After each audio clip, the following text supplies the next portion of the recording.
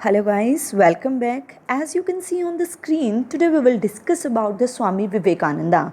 And Swami Vivekananda truly said that be a hero, always say I have no fear. Tell this to everybody that have no fear.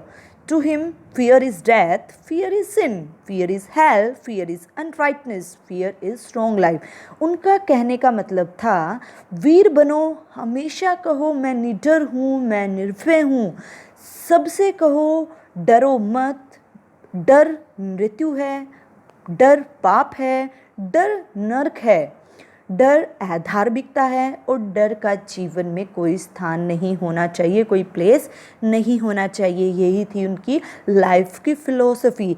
जानते हैं उनके बारे में कुछ important बातें। स्वामी विवेकानंद का जन्म 12 जून 1863 को हुआ था इन क्षत्रिय फैमिली ऑफ कलकत्ता। कलकत्ता की एक क्षत्रिय फैमिली में उनका जन्म हुआ था और उनका बचपन का नाम था नरेंद्र नाथ दत्त। और ये हमें बहुत ही जल्द, ये बड़ा दुख से कहना पड़ रहा है कि ये बहुत ही जल्दी हम सबको छोड़कर चले गए थे इन 1902, यानी कि मात्र 39 इयर्स ये हमारे साथ रहे। इन्होंने बहुत ही अच्छे काम किए, बट 39 इयर्स की एज में ही ये हम सबको छोड़कर चले गए थे इन 1902। इनके फादर यानी कि श्री विश्वनाथ दत्त कलकत्ता हाई कोर्ट के वकील थे और इनकी माँ कौन थी? भुवनेश्वरी देवी थी, जो कि एक हाउसवाइफ थी। नरेंद्र जी जो थे वो क्या थे? बहुत ही इंटेलिजेंट थे। इनकी जो फैमिली है उनका एनवायरनमेंट बड़ा ही स्पिरिचुअल था, बड़ा ही कर्म और धर्म, पूजा पाठ इनसे रिलेटेड था। तो इसीलिए इन्हें स्टार्टिंग से क्या था कि जो धार्मिक ग्रंथ हैं उसको पढ़ने में इंटरेस्ट था। तो इसीलिए यही रीज़न था कि वो स्पिरिचुअल वर्ल्ड में बहुत ज़्यादा विश्वास करते थे। फिर जब वो 5 साल के हुए तो उनको स्कूल में भेजा गया। वहाँ उन्होंने बहुत सारे फ़िलॉसफ़ी और पोइट्री पे अध्ययन किया, बहुत डिटेल में उनको जाना। उसके बाद हेस्टी साहब कौन थे? उनके प्रिंसिपल थे। किनके प्रिंसिपल? विवेकानंद जी जिस स्कूल में पढ़ते थे उनके प्रिंसिपल थे हेस्टी। और हेस्टी ने एक बार उनके बारे में कहा था कि मैं तो बहुत दूर दूर तक घूमा हूँ, बट मैंने इतना अच्छा, इतना गुणवान, इतना प्रतिभा संपन्न बालक किसी भी विद्यालय में नहीं देखा है। और उन्होंने एक दिन क्या किया, उनको इंटरेक्ट कराया, उनको मिलवाया स्वामी रामकृष्ण परमहंस जी से।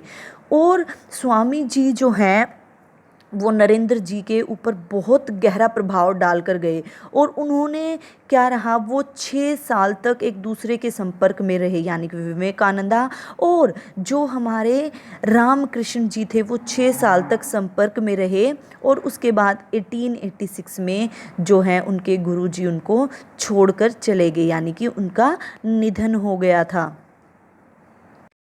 ये कुछ डिफ़िकल्ट सिचुएशंस थी जो फेस की थी स्वामी विवेकानंद ने। सडनली डेथ हो गई थी उनके फादर की 1884 में और उन पर सारा बर्डन आ गया था उनकी माँ, भाइयों का, बहनों का। उसके बाद 16 अगस्त 1886 में उनके जो गुरु थे वो जो रामकृष्ण जी वो उनको छोड़कर चले गए थे। तो ये बहुत ही डिफ़िकल्ट सिचुएशन थी जो फेस की थी विवेकानंद जी ने। और उनके गुरु की डेथ के बाद, उनके निधन के बाद उनका ध्यान किसकी तरफ हुआ? उनका ध्यान हुआ संन्यास की तरफ। और उन्होंने क्या किया, अपने गुरु की स्मृति के लिए उनका एक मिशन स्थापित किया और उनके द्वारा दिए गए जितने भी वेदांता के उपदेश थे उनको एशिया, यूरोप, अमेरिका की जनता में प्रसार और प्रचार किया उनका, और उनके उपदेशों को जगह जगह तक पहुंचाया। और साथ ही उन्होंने सिद्ध किया कि यदि उनके परम पूज्य गुरु के अनुभवों के अनुसार जो पुराने वेदांत है, प्राचीन वेदांत हैं, उनकी व्यवस्था करके उससे अब सिचुएशन में यानी कि प्रेजेंट अगर लाइफ से रिलेट कर दिया जाए तो जो हमारा भारत है, हमारी जो भारत माता है, उसकी हर एक समस्या का समाधान मिल सकता है, हम हर एक समस्या को आसानी से सुलझा सकते हैं। तो ये सब प्रसार प्रचार किया और बहुत ही इसकी जो वेदांता है इनके प्रचार का जो है प्रचार करके जो हिंदू धर्म की महानता को बहुत ज़्यादा फैलाया विवेकानंद जी ने। और जल्दी ही 39 की एज में ही इनका निधन हो गया था। ये भी प्राण त्याग गए थे 1902 में। और कहा जाता है कि इनकी मृत्यु बीमारी की वजह से हुई थी। कहा जाता है कि जो स्वामी विवेकानंद जी हैं उनका शरीर कितना सुडौल दिखता था, कितने सुंदर थे वो, बट फिर भी 31 डिजीज़ जो हैं वो घेरे हुई थी उनको, ये कहा जाता है। इसीलिए में भी उन्होंने बहुत ज़्यादा एम्फेसाइज़ किया था अपनी बॉडी को स्वस्थ रखने के लिए कि अपनी बॉडी को साफ़ सुथरा रखें, हेल्दी रखें, क्योंकि अगर बॉडी हेल्दी रहेगी तो मन हेल्दी रहेगा, और मन हेल्दी रहेगा तो क्या होगा, थॉट्स हेल्दी होंगे, और थॉट्स हेल्दी होंगे तो जो हमारी नॉलेज है वो बहुत अच्छे से हम ले पाएंगे। एंड वो जो फिलोसफिकल एजुकेशन का बेस है वो किसे मानते थे, वेदांत और उपनिषदों को वो बेस मानते थे, शिक्षा दर्शन का। और वो कहते थे कि हर एक इंसान में आत्मा होती है, सोल होती है, उस सोल को पहचानना ही हमारा क्या है, धर्म है। और स्वामी जी का मानना था कि वो पूरा विश्वास करते थे कि सभी प्रकार के जितने भी नॉर्मल जो भी नॉलेज है इंसान के पास वो उसके मन में होती है, बस फ़र्क सिर्फ कितना है कि उसको फाइंड आउट करने की ज़रूरत है, क्योंकि उस पर एक लेयर चढ़ी हुई है, उसको हटाने की ज़रूरत है, उसको उतारने की ज़रूरत है। और उनके अकॉर्डिंग कोई भी व्यक्ति दूसरे व्यक्ति को नहीं सिखाता, बल्कि वो खुद सीखता है। बस इन्होंने शिक्षक को भी क्या बोला है, टीचर को भी क्या बोला है, आउटसाइडर, कि आउटसाइड इन्वायरमेंट से वो सिर्फ इंस्पायर कर सकती है। इंसान के अंदर, ह्यूमन के अंदर ऑलरेडी एक टीचर होता है जो उसकी सोल है, और उसको सिर्फ इंस्पिरेशन की ज़रूरत है। तो बाहर से सिर्फ एक टीचर का क्या काम है, वो सिर्फ गाइड कर सकती है, मोटिवेट कर सकती है, लेकिन इंसान के अंदर ऑलरेडी सब कुछ होता है, सब नॉलेज होती है, सिर्फ उस लेयर को हटाने के लिए उस इंस्पिरेशन और मोटिवेशन गाइडेंस की ज़रूरत है, जो कि बाहर वाली टीचर प्रोवाइड करती है।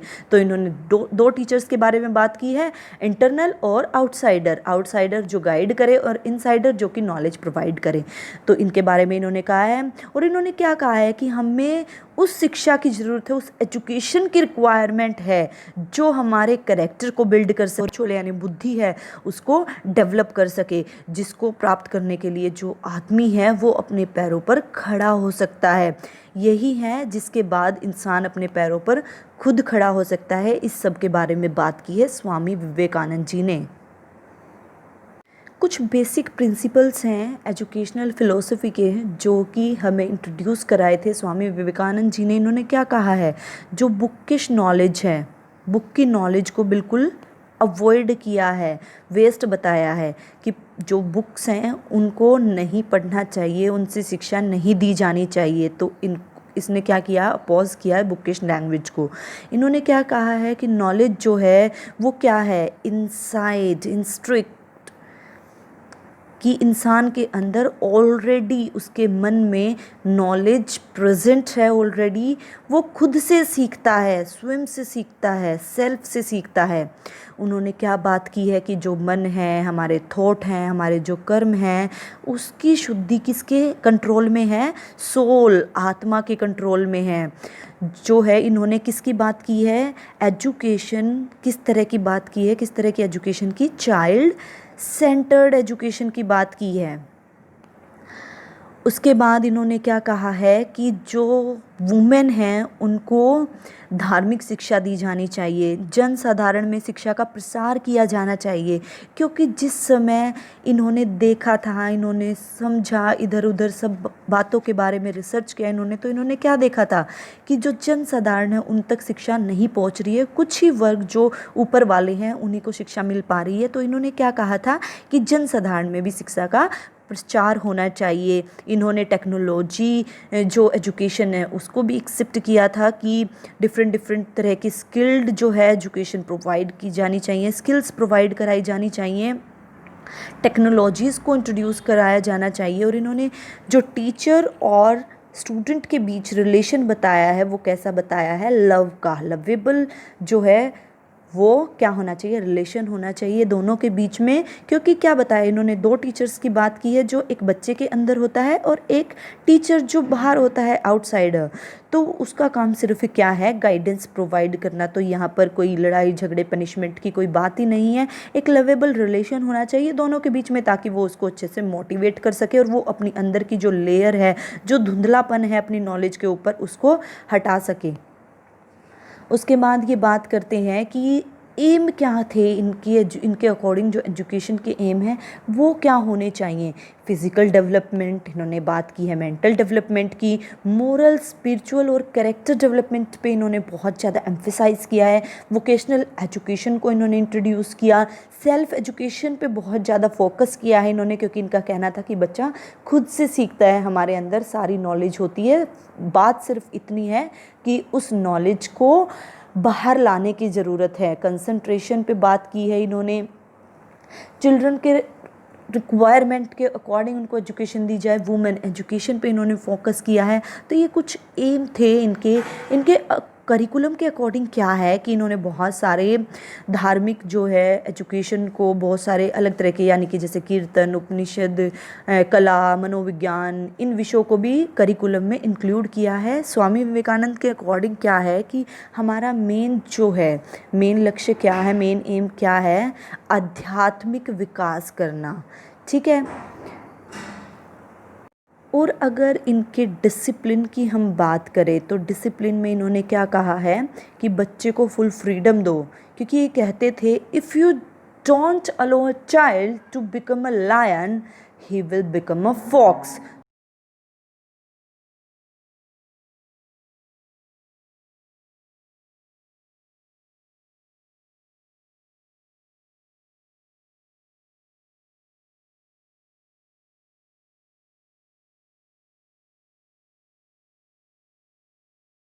जीवन कैसा था, उन्होंने अपने जीवन में क्या क्या किया, कौन कौन सी फ़िलोसफीज़ थी उनकी, क्या एजुकेशनल फ़िलोसफीज़ थी, उन्होंने बहुत बहुत अच्छे अच्छे थॉट्स बताए हैं। क्योंकि उन्होंने क्या कहा है कि हम बाहर से सिर्फ क्या कर सकते हैं, मोटिवेट कर सकते हैं लोगों को, नॉलेज तो उनके अंदर खुद होती है। तो इसीलिए इन्होंने बहुत सारे मोटिवेशनल जो थॉट्स हैं वो लिखे हैं। और आज के लेक्चर का एंड हम उनके थॉट के साथ ही करते हैं, arise awake and stop not till the goal is achieved.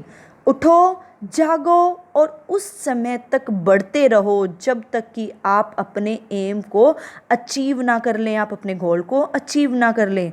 So keep learning, bye bye and take care.